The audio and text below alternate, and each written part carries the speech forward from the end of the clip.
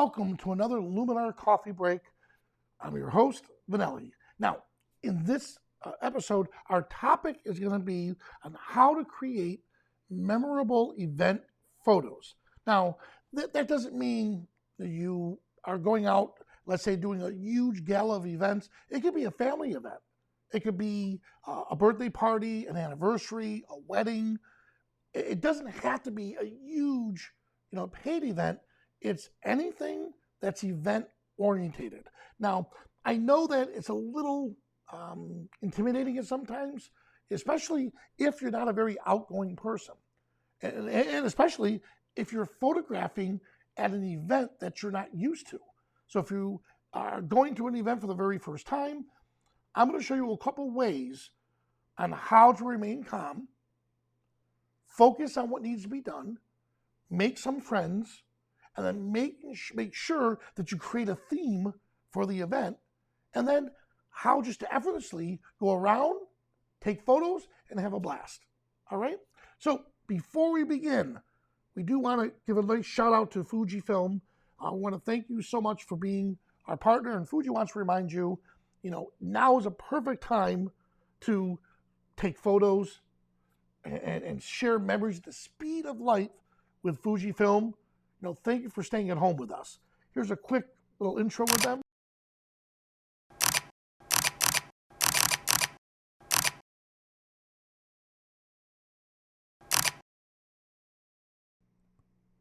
And as a reminder, Fuji's giving away this beautiful ebook on 6B lighting techniques to create better photos. And you can follow the link down below and you'll get your ebook. So now let's get back to, first of all, let me say hello to a couple buddies. Hello, Russ. Welcome again, Russell from Orlando. And David, welcome back again. All right. So a couple things. I'm going to show you an event that I shot or I photographed. This was for the Ronald McDonald House, and the event was for volunteers. All right. Now, notice it says, we love our volunteers. We love our volunteers. So when I first got there, I noticed that was the event theme. So let me see if I can get to some to show you real quick. What I'm doing here is I'm going to share some of my favorites. All right, here we go. Notice what I had them do. I had the directors or the people that were in charge of the event, I had them come along and do a little heart to show love, because I knew that I wanted to use this, all the way through. If you notice that a lot of them do it, because I want to use that as a theme. And of course, we got Ronald involved. All right. So that was the theme that I created. Well, they created, and I made sure that I, capitalized on it. So here's the first step. I went in way ahead of time to make sure I knew what I was dealing with. So when you look at, let's see, there we go. So when you look at the setup, they're all setting up. I went in, grabbed a couple test shots to see what my lighting was like. Now let's click the information tab. So here it's telling me my ISO was 4000 at f4 at 1/80th of a second.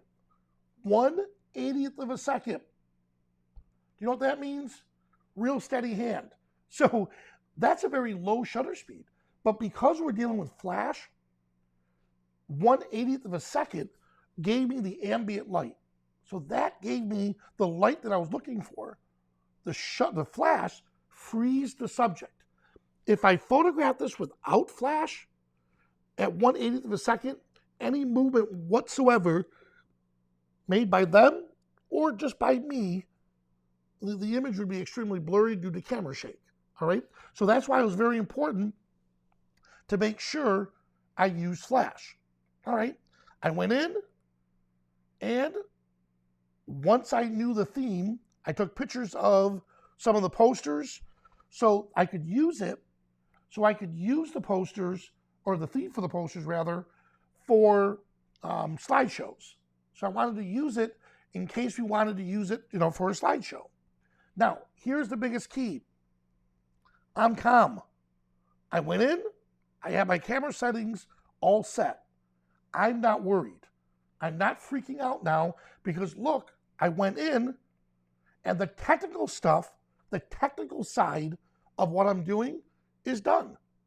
And if the images were a little bit too dark, well, the background, not the foreground, if the background was a little too dark, I would move down the shutter speed, and on some of these to a 60th of a second, others were an 80th of a second, or I would bump up my ISO just a little bit because I wanted the background to be exposed.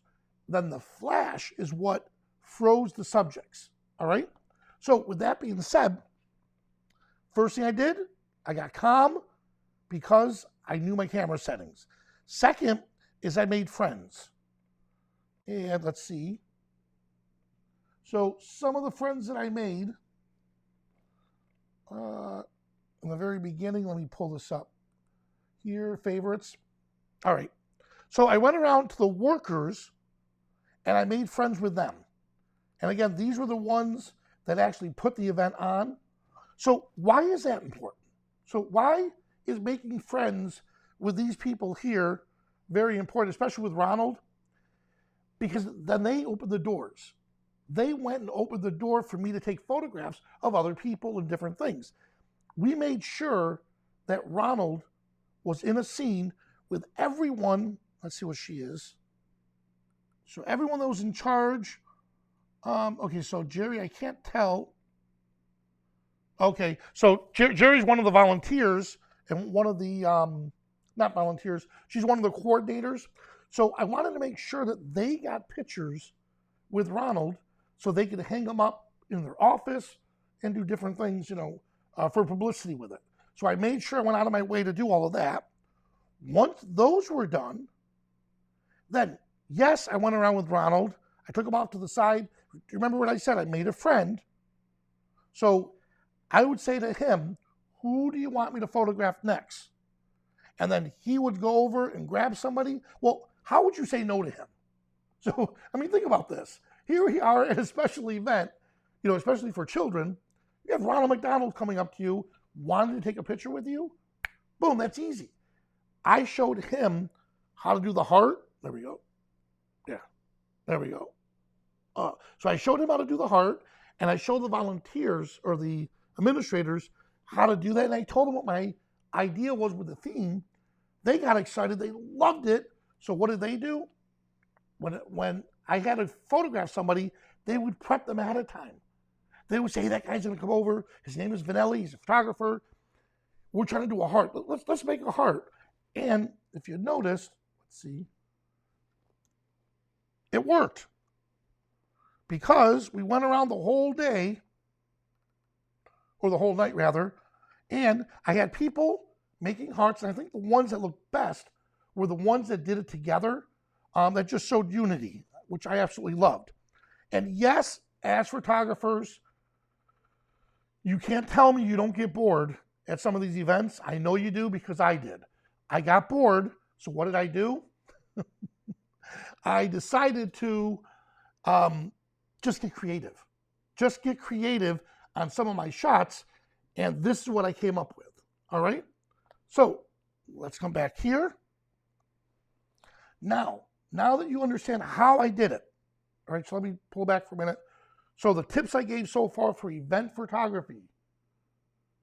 One moment, let me pull it in. Good. Hey, Mick, don't worry about it. So Mick threw a quick question, just a quick question. Can you sort macro stacking focusing on Luminar 4? The answer to that is no, you can't.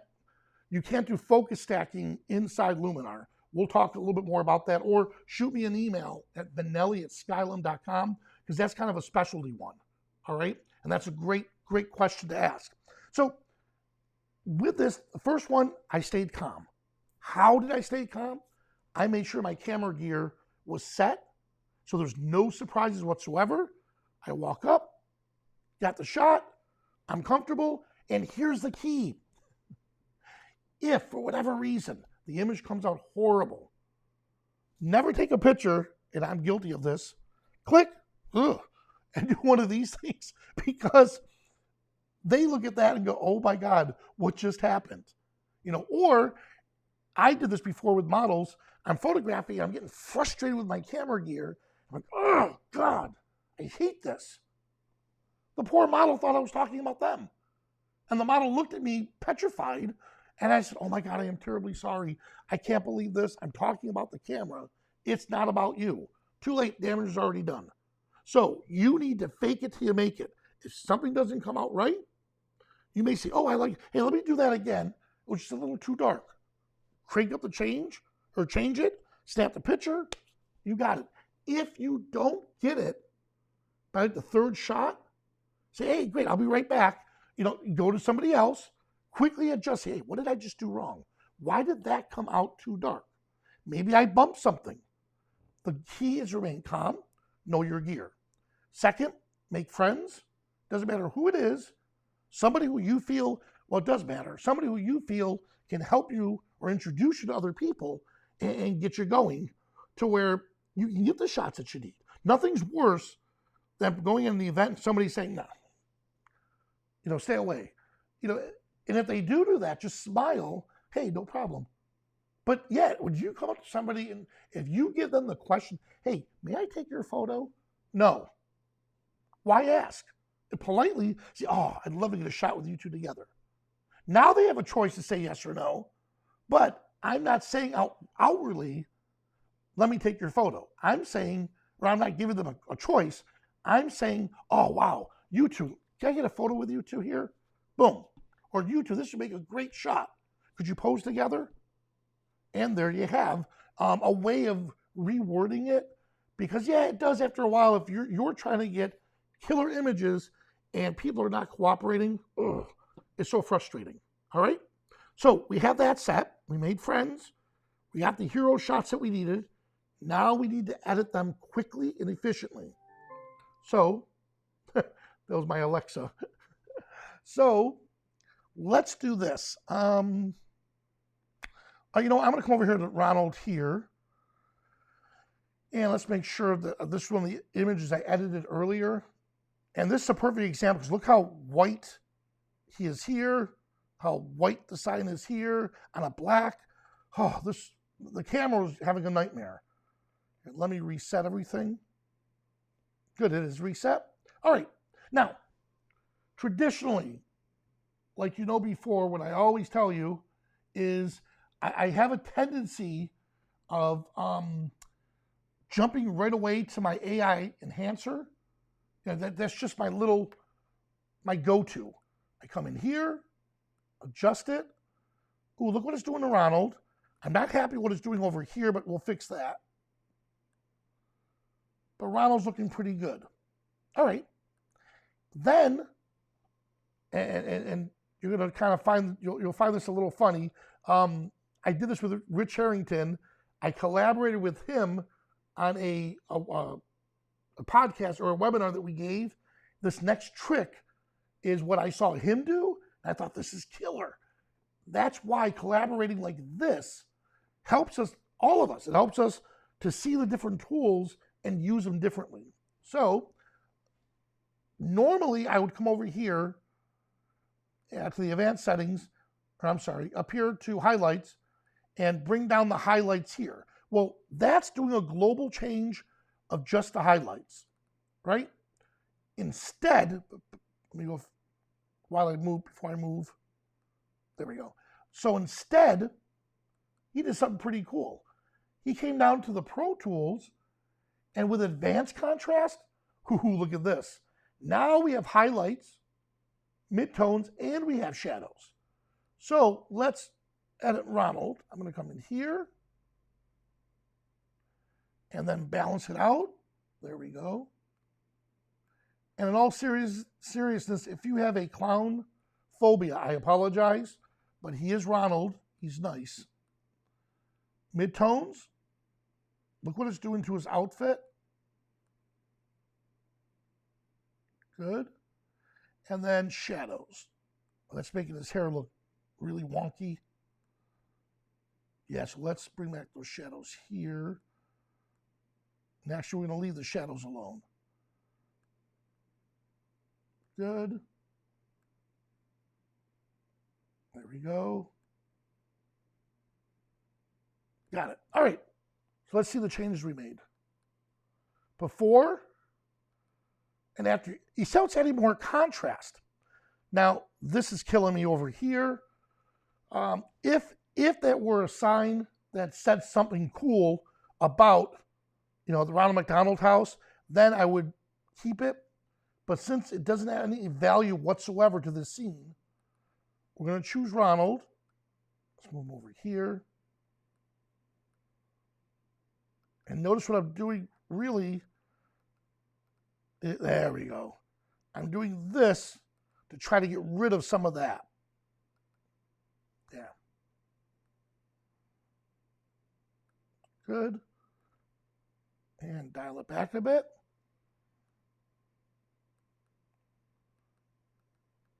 Good. Not enough to make a huge difference. So let's give it a little bit more right there. All right, there. That's better. All right. Well, what else do we need to do? So on this here, or what else could we do rather, is I'm going to come to the advanced tools again, and my adjustable gradient on top. Let's drive the exposure way down, but we're going to set the orientation of it right about here.